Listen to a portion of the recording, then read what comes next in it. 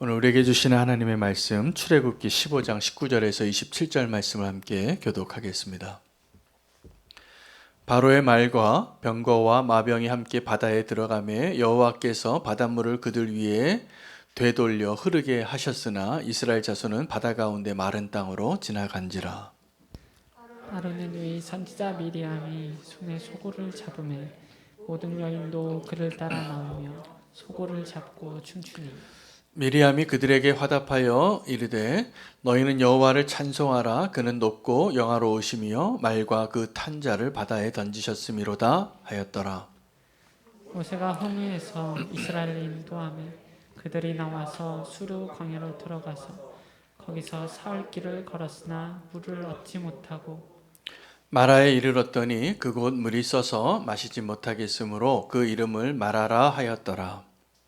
백성이 모세를 원망하여 이르되 우리가 무엇을 마실까 하매 모세가 여호와께 부르짖었더니 여호와께서 그에게 한 나무를 가리키시니 그가 물에 던지니 물이 달게 되었더라.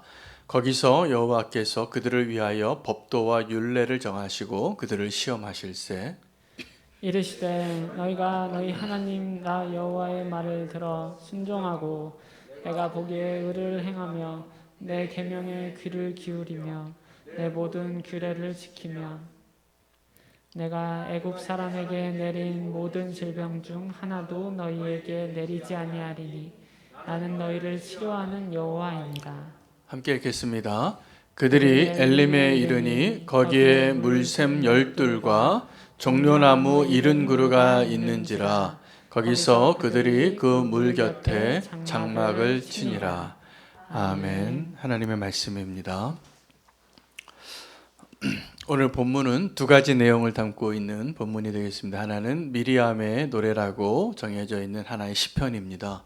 짧지만 구약 성경에 구전되어 오는 가장 오래된 원본에 해당하는 한 블락과 같은 성경의 한 내용의 부분인데 모세의 노래와 이 미리암의 노래가 그 중에 하나입니다. 굉장히 오래된 원본으로 이렇게 잘 보존되어 있는 내용이라는 것이죠.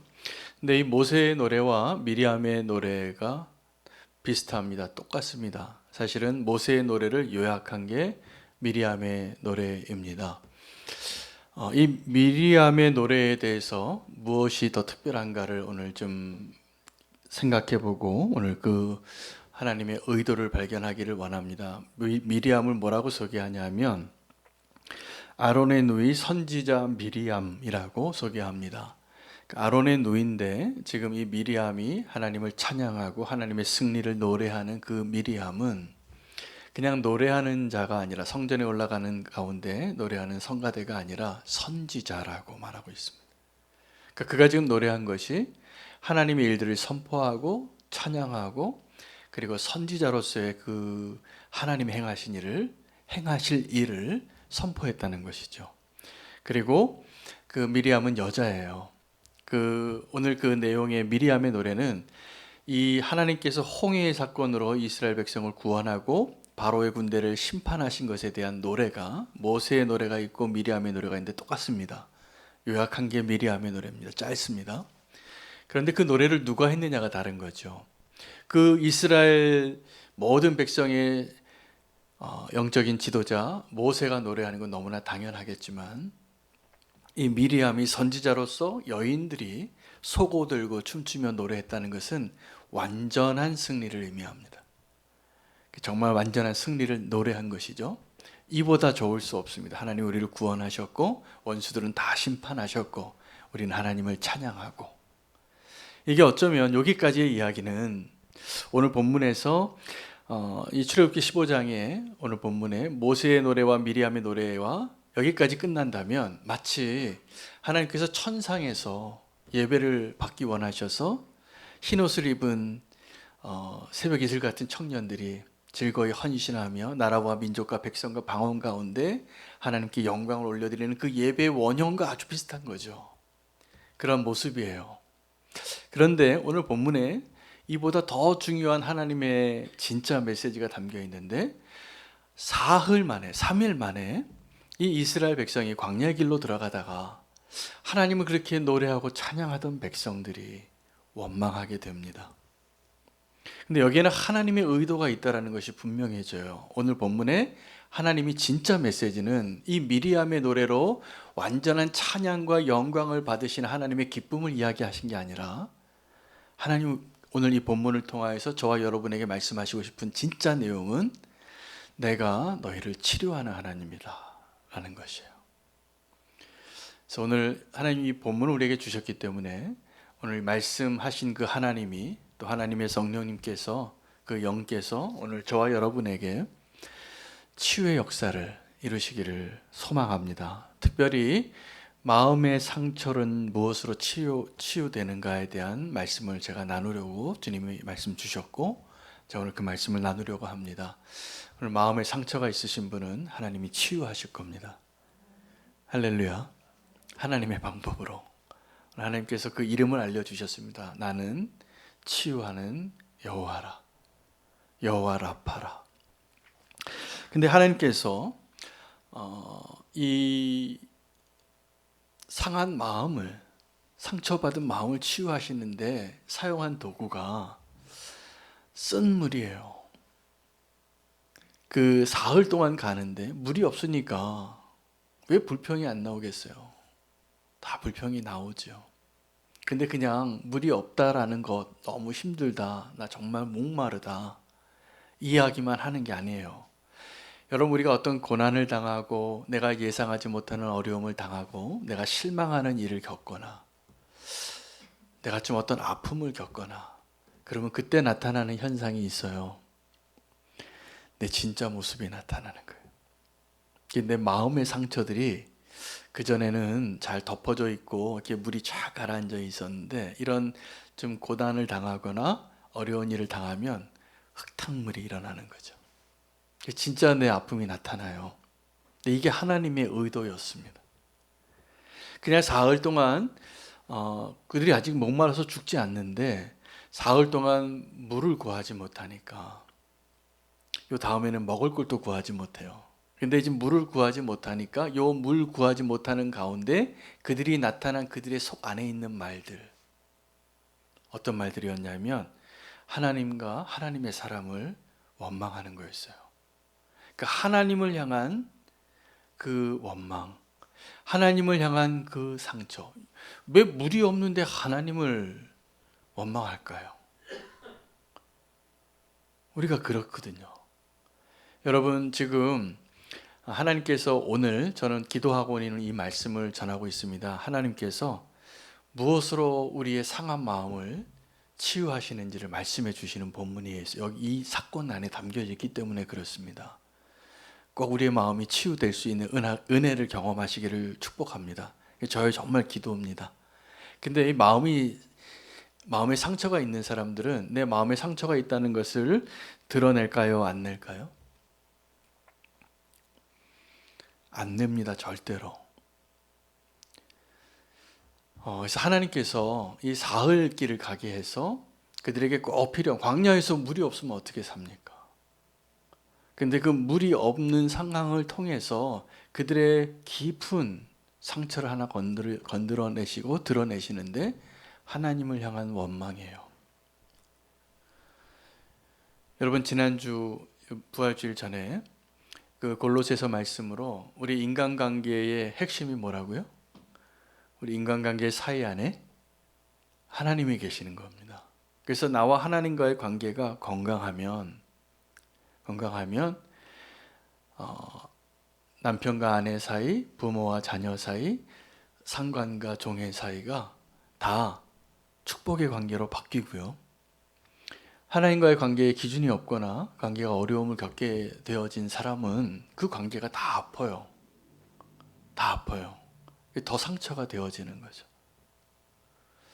오늘도 왜 그 마라에서 그들이 사흘 동안 물을 먹고 했는데 마라에서 원망의 말이 나왔냐면요, 사흘이면 충분한 거예요. 어떤 게요? 내 상처가 드러나는 게. 여러분, 오늘도 예배 자리에 우리가 모였는데 찬양합니다. 근데 미리암의 노래가 찬양이었어요. 근데 우리가 언제 우리의 마음의 상처가 드러나냐 하면 우리의 찬양과 감사가 멈출 때입니다. 이 사흘 만에 하나님을 찬양하던 사람들의 입술이 그때 다 찬양했다는 거거든요. 이 미리암의 노래는 모든 여인들이 서고 추고 소고를 들고 춤추고 노래했어요. 하나님의 승리를, 그 기쁨을 노래했는데 사흘 만에 다 모든 사람이 한 사람도 빠짐없이, 물론 모세와 몇 명은 빠졌을 거예요. 모세를 제외하고는 다 하나님을 원망한 거죠.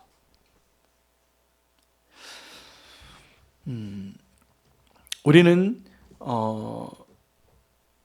그 불평과 원망을 누군가에게 쏟아냄으로 인하여서 하나님을 마음 아프게 합니다. 하나님께 찬양해야 하는데 하나님을 찬양하고 감사해야 할 자들이 하나님을 찬양하지 못하고 3일 만에 하나님과 나와의 관계가 어떤 관계였냐면 원망과 불평과 불신과 배신의 관계였다는 거죠. 근데 하나님 나에게 선물을 막 주면 좀 좋아해요. 하나님께 기뻐하고 춤추고 소고 들고 노래할 수 있어요. 마치 예수님이 진짜 메시아인 줄 알고 예루살렘에 입성할 때 호산나를 외쳤던 유대인들처럼. 그러나 그들이 기대했던 메시아가 아니라는 사실이 알려지자 그들은 다 예수님 죽이는 사람 편에 서게 되죠. 여러분, 하나님께서 이 마라에서 하신 일은 그들의 마음의 상처를 드러내신 거였어요. 그걸 모르신 게 아니고 의도적으로 그들을 마라로 인도하십니다. 여러분, 마라의 땅에서 하나님 앞에 내 상처가 드러낼 때 괜찮아요. 하나님이 그곳에서 고치시기 때문에. 근데 그때 그 마라에서 내가 하나님께 내가 이렇게 상한 마음이 있습니다 라고 말할 수 있으면 다행이에요. 근데 그 마라에서 하나님께 내 상처를 드러내지 않고 나 괜찮은 척하고 나 건강하다고 나 병원 가기 싫다고, 저도 정말 병원 가는 게 싫어요. 병원 가서 내가 또 어디 아프다는 소리 정말 듣기 싫어서이기도 하고, 하여튼 뭐 여러 가지 이유로 병원 가기 싫어하는 사람들도 많아요. 그런데 여러분, 죄하고 상처가 비슷한 것 같아요. 여러분, 죄인 보고, 당신이 도둑질한 사람 보고 당신 뭐 도둑질했냐고 물어보면 그 사람이 나 이거 도둑질했다고 말할까요? 안 할 것 같아요. 이 죄의 본성이 있잖아요. 그걸 덮어두고 가리고 드러내고 싶지 않은 거 아주 강력합니다. 상처도 그래요. 내가 정말 아픈 부분을 누가 건들면 고슴도치가 되는 거예요. 거기서 아주 날카롭게 더 그 내 아픈 상처를 감추고 싶어서, 내가 숨겨놓은 죄처럼 내 상처를 감추고 싶어서 고슴도치가 되더라고요. 제가 고슴도치를 한번 잘 관찰해 볼 기회가 있었습니다. 우리 지수가 아주 어렸을 때 뒷산에서 고슴도치 하나를 주워왔어요. 누가 버린 것 같아요. 그 병든 고슴도치였는데, 고슴도치가요, 그 뾰족뾰족한 그 가시 속에 그 살이 정말 어린애보다 더 부드러운 살이에요. 그렇게 부드러울 수가 없어요.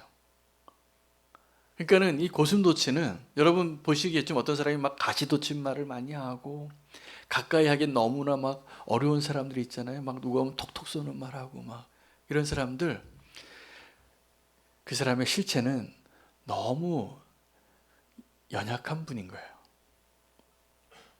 너무 상처를 많이 받은 거예요. 이 상처를 많이 받으면 어떻게 되냐면 나를 보호하고 싶은 본능이 작용이 되는 것 같아요.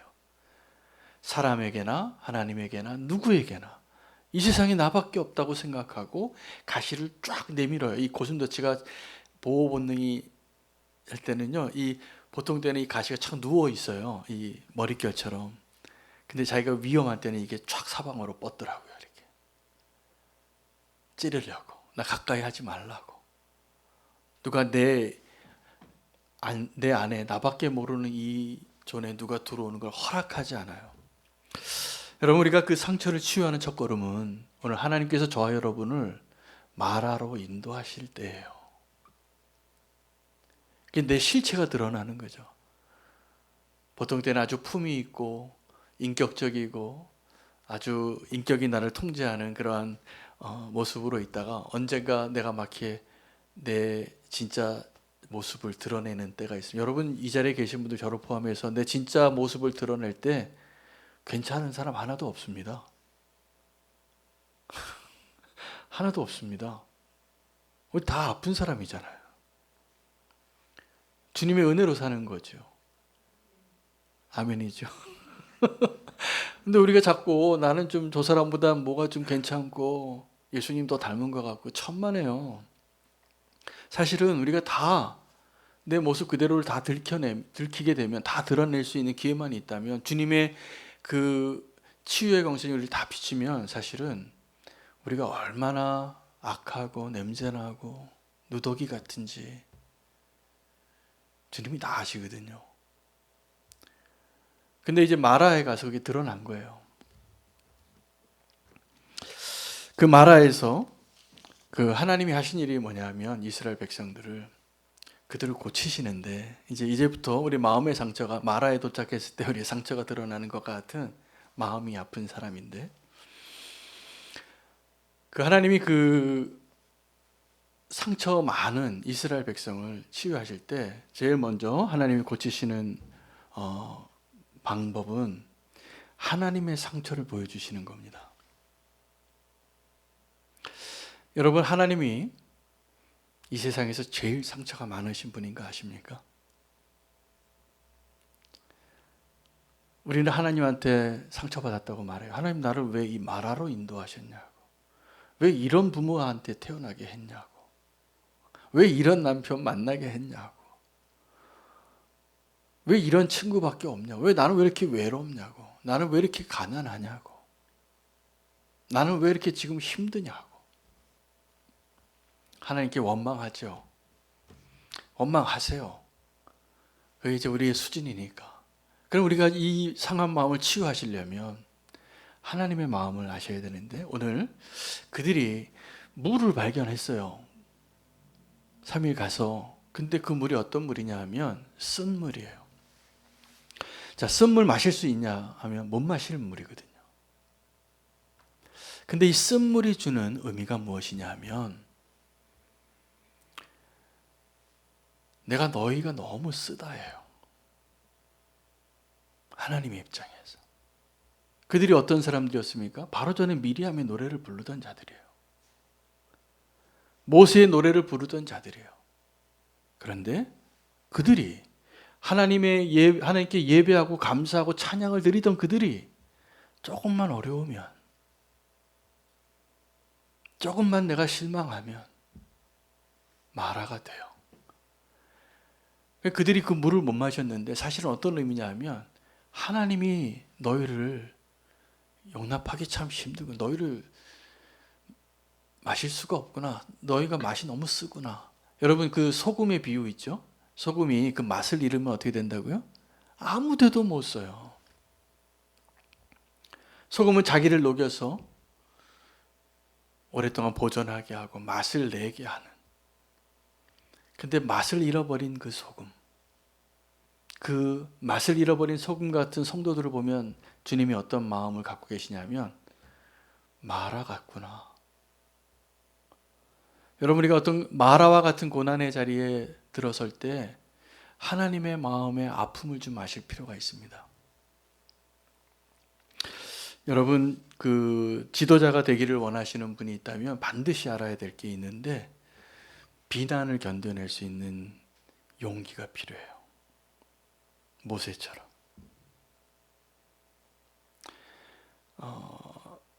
사람들이 다 비난합니다.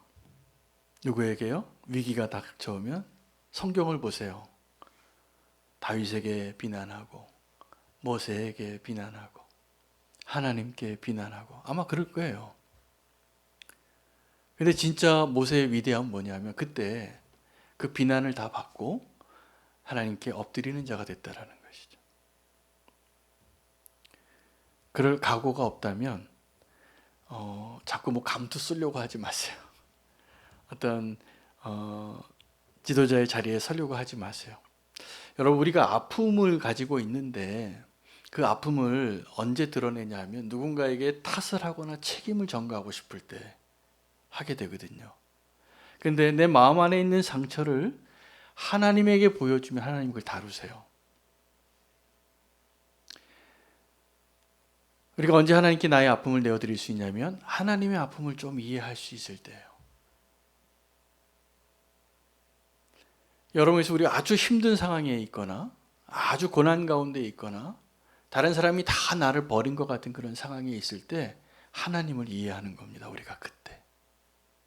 근데 내 마음의 상처를 하나님께 보여드리면 하나님 다루시는데 안타깝게도 내 마음의 상처를 누구에게 드러낼 때가 많냐 하면 원수에게 드러내더라고요. 원수에게 위로를 받고 싶어요. 왜요? 내가 지금 하나님에게 상처를 받았기 때문이에요. 여러분, 하나님께 상처를 받았는데 하나님께 그 상처를 가지고 오면 하나님 치유하세요. 안타까운 마음을 가지고. 하나님은 여호와를 아파하시거든요. 근데 우리가 내 마음의 상처를 하나님께 가져가기보다는 원수에게 가져가면 원수가 어떻게 할까요?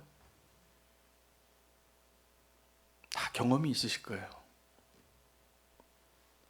하나님의 뜻대로 안 됐으면 좋겠어요.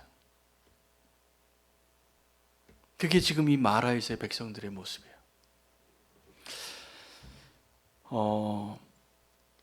첫 번째 우리가 내 마음의 상처를 치유하는 길은 하나님의 상처를 아는 겁니다. 두 번째는 하나님의 그 치료제가 있는데 그 쓴 물을 어떻게 고치셨냐 하면 한 나무를 가리켰는데 그 나무를 던졌더니 물이 쓴 물이 단물이 됐어요. 가나의 혼인잔치의 기적처럼. 이것은 어떻게 보면 이 상징적인 의미로 해석할 수도 있습니다. 너무 지나치게 해석하면 성경을 잘못 해석하는 위험도 있지만 전체적으로 봤을 때 오늘 치유하시는 하나님의 관점에서 볼 때 이 나무는 예수 그리스도의 십자가를 상징한다고 생각하셔도 좋을 것 같아요. 근데 그 나무가 상징적인 그 예수 그리스도의 십자가를 상징하는 그 나무가 물에 빠졌는데 그걸 던지라고 했거든요. 하나님께서. 그랬더니 그 쓴물이 어떻게 됐어요? 단물이 된 거예요. 기적이 일어났죠. 여러분, 우리는 내가 쓴물 같은 나의 마음의 그 상처를 정신과 의사한테 찾아간다고 치료되지 않습니다. 약물의 도움을 좀 받을 수는 있지만 해결이 안 되는 거예요. 하나님만 고칠 수 있어요. 여러분, 우리의 모든 문제와 상처와 질병의 원인은 어디에 있습니까? 그 선악과를 그 에덴 동산 가운데 놔두었던 하나님의 책임입니까? 아니면 그 따먹지 말라고 했는데 그걸 따먹었던 인간의 책임입니까? 누구의 잘못일까요? 따먹은 죄인의 잘못이죠. 그런데 우리는 계속 어떻게 말하냐면 하나님 왜 그 동산 안에 선악과를 따먹는데 22,000V 전기 고압선 왜 설치 안 해놨냐고. 그럼 아무도 안 갔을 텐데. 우리가 그렇게 따져요, 하나님 앞에.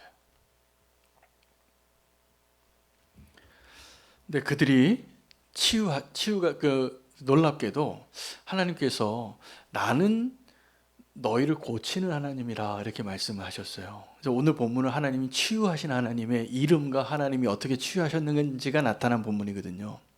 근데 나무를 던진 게 치유한 사건이라는 거예요. 조금 더 상징적으로 설명해서 예수 그리스도를 상징한다고 말해도 괜찮을 것 같아요. 오직 예수 그리스도만이 우리를 본질적으로 바꾸실 수 있잖아요. 그렇죠? 우리가 무엇으로 아주 유능한 의사가 아무리 수술을 잘하고 검진을 잘하고 그래도 결국 죽어요. 근데 우리를 본질적으로 치유하시는 분이 하나님이시고 예수 그리스도이십니다. 예수님께서 공생애를 사실 때 가장 중요한 사역 중에 하나가 치유하시는 거예요. 병든 자들의 고통을 아시니까.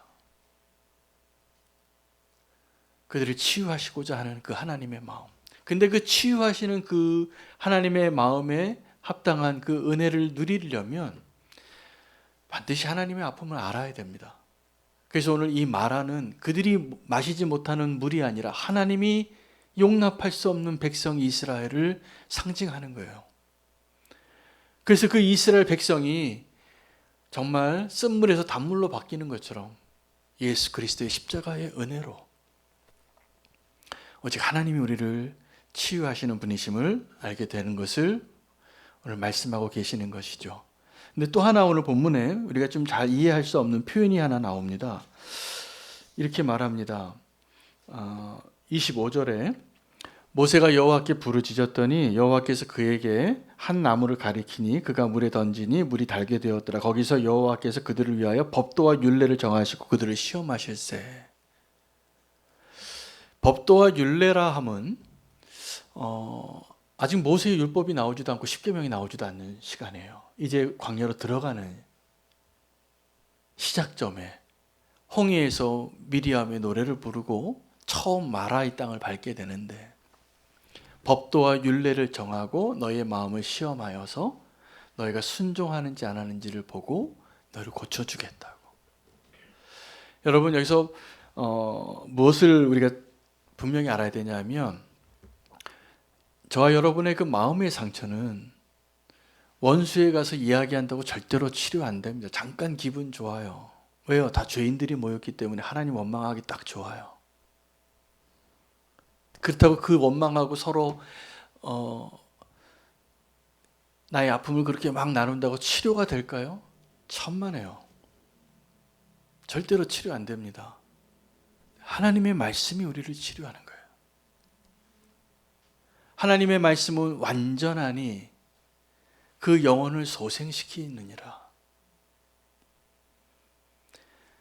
여러분 우리가 말씀과 기도의 끈을 그 예배의 자리를 놓치지 말아야 하는 이유가 우리가 상처받은 자이기 때문이에요.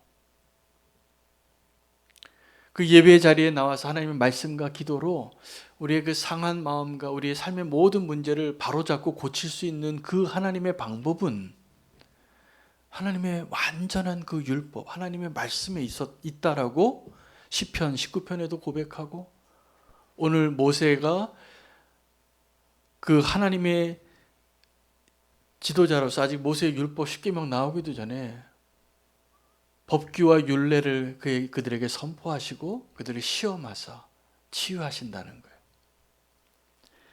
하나님의 말씀으로 치유받는 저와 여러분 되시기를 축복합니다. 그 말씀을 좀 깊이 묵상해 보셔야 돼요. 언제요? 내 마음이 상할 때. 내 마음이 상할 때 한잔하러 가시는 분들이 많잖아요. 세상에는. 잠깐 기분 좋죠. 잊어버리니까. 문제가 해결됐을까요? 아니잖아요. 내가 마음이 아프고 해결되지 않는 상처가 있는데 내 마음의 상처는 다루지 않고 자꾸 그 사람을 바꿔요. 상황을 바꾸고.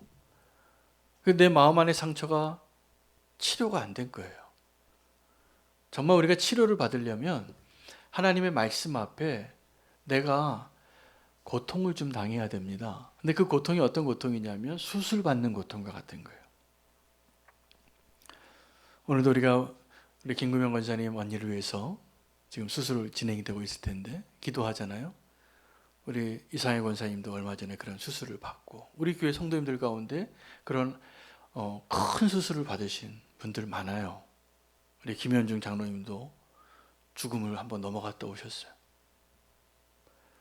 그 수술을 받을 때 우리는 수술이 얼마나 고통스러운가요? 안 받았으면 좋겠어요. 근데 수술 안 받으면 어떻게 돼요? 죽는 거예요. 더 큰 위험이 다가오는 거예요. 우리가 살기 위해서 어떻게 되냐면 그 하나님이 우리를 다루시는 그 수술과 같은 시간을 반드시 통과해야 됩니다. 근데 그게 두려워서 병원 가기 싫어하고 약 먹기 싫어하고 피해 다니는 사람 건강할 수 있을까요? 치유되지 않아요. 그 하나님의 말씀으로 우리가 치유될 때 사실은 그 하나님의 말씀이 우리를 위로하는 말씀이 절대로 아닙니다. 진짜 내 모습을 그대로 보게 하시는 거예요. 그래서 막 찌르는 것 같죠. 그 오해하시면 안 돼요.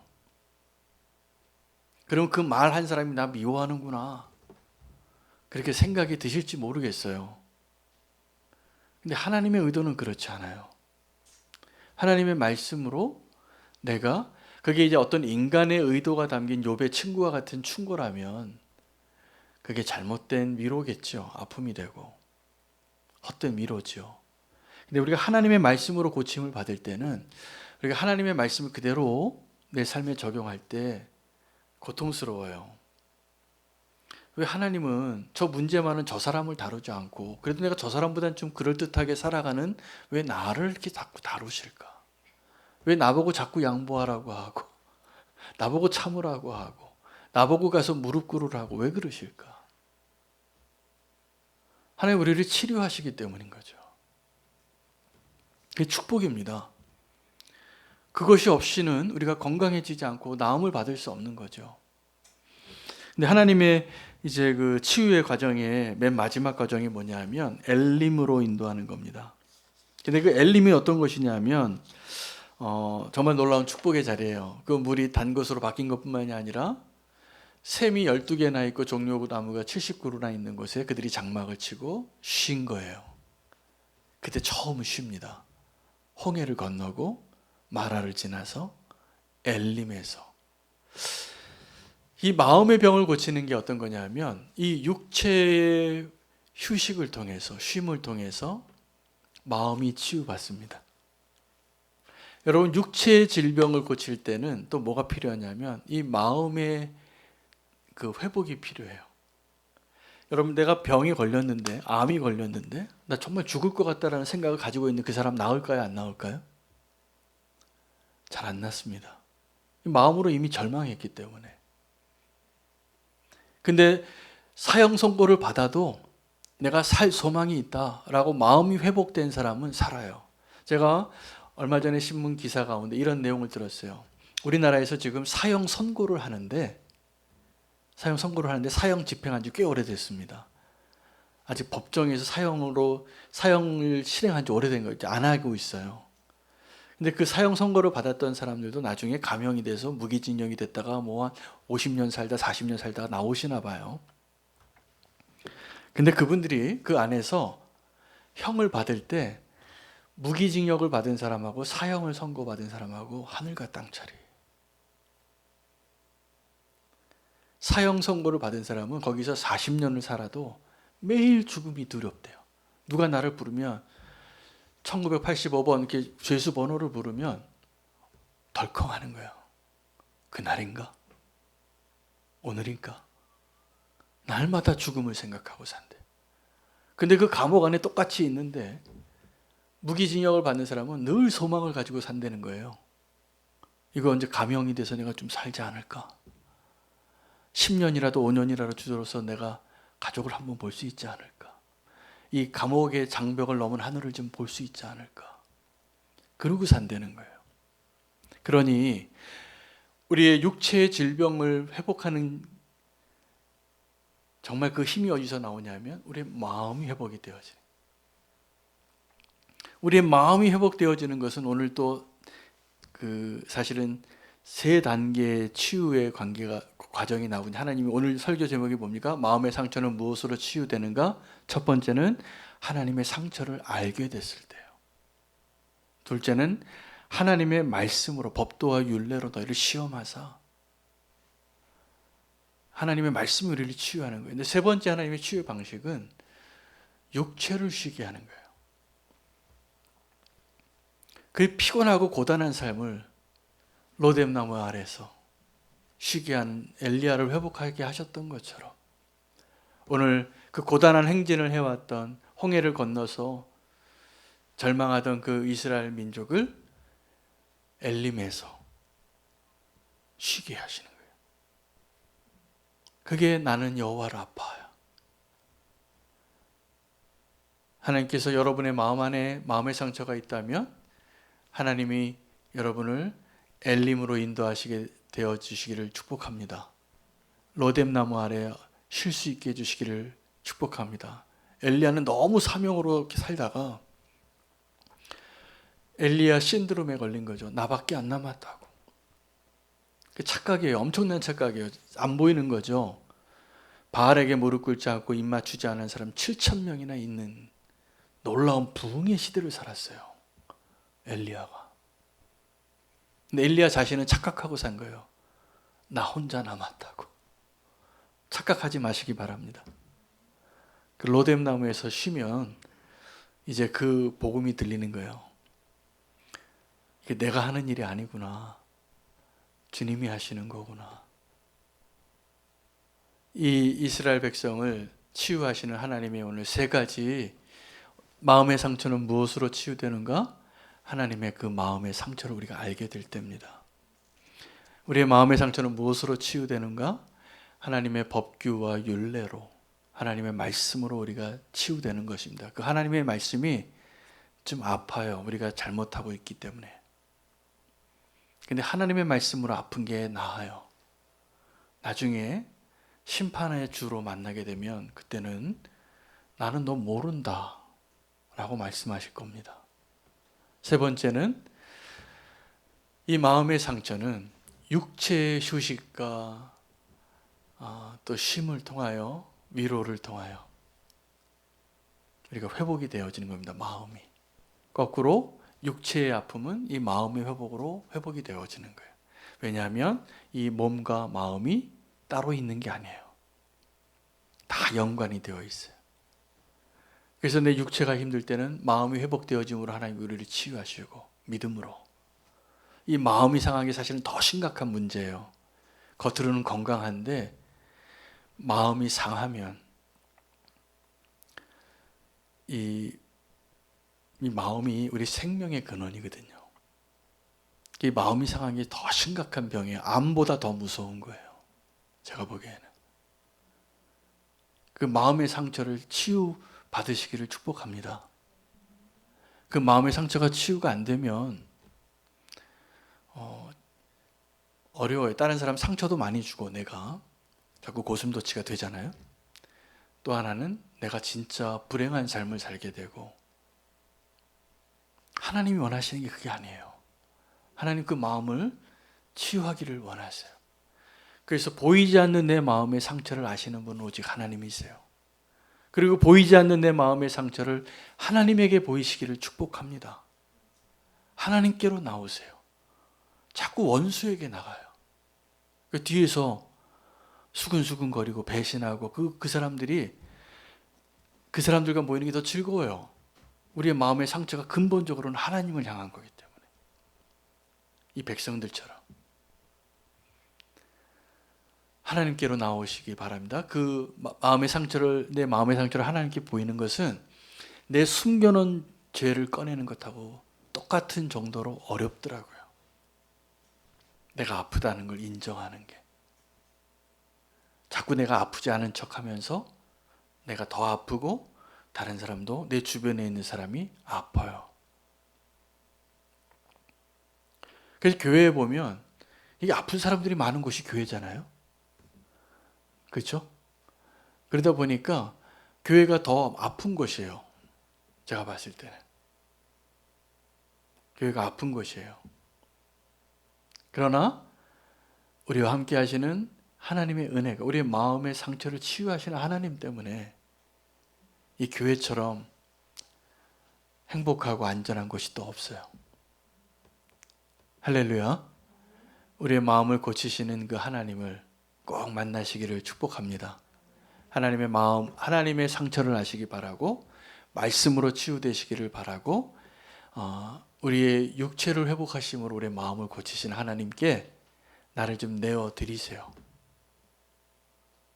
하나님께서 우리를 엘림으로 인도하실 겁니다. 마라로 인도하신 분도 하나님이시고요. 그 마라에서 엘림으로 인도하시는 분도 하나님이세요.